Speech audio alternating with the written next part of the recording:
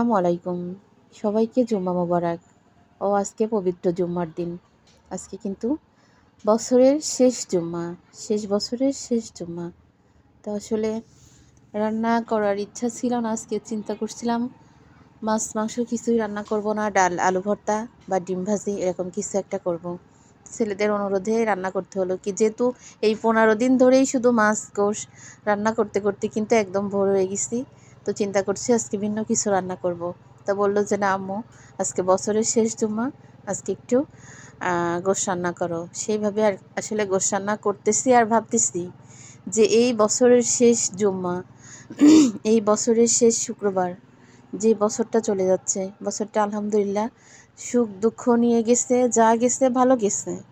সামনের যে বছরটা আসতেছে, এই বছরটা কিভাবে কাটবে, কিভাবে কাটাবো, এটা নিয়ে কিন্তু সত্যিই ভাবনায় পড়ে গেছে। যেহেতু আমার ঘরে 2টা ছেলে আছে, আমার একটা পরিবার আছে, সব ঘরেই কিন্তু সবার ছেলে মেয়ে আছে, সবার পরিবার আছে। নিজের বিয়ের পরে যখনই মা হয়েছি তখনই কিন্তু আর নিজের জন্য কখনো ভাবিনি।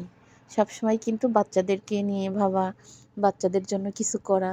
তো আমার মতো হয়তো সব মা বাবারাই এই সেম চিন্তাটা করে। তাই সবাইকেই বলি, ছেলে মেয়েদেরকে ভালোবাসবেন, তাদের ইচ্ছা অনিচ্ছাকে দাম দেবেন, তাদেরকে সবসময়ই তাদের কথা শোনার চেষ্টা করবেন মা বাবা হয়ে তাদেরকে সব কিছু পরিপূর্ণ যতটুকু সম্ভব দেওয়ার জন্য। তারপরে যদি ছেলে মেয়ে ভালো খারাপ হয়, মনে করবেন ওটা আপনার কপাল বা ওটা ওদের ভাগ্য।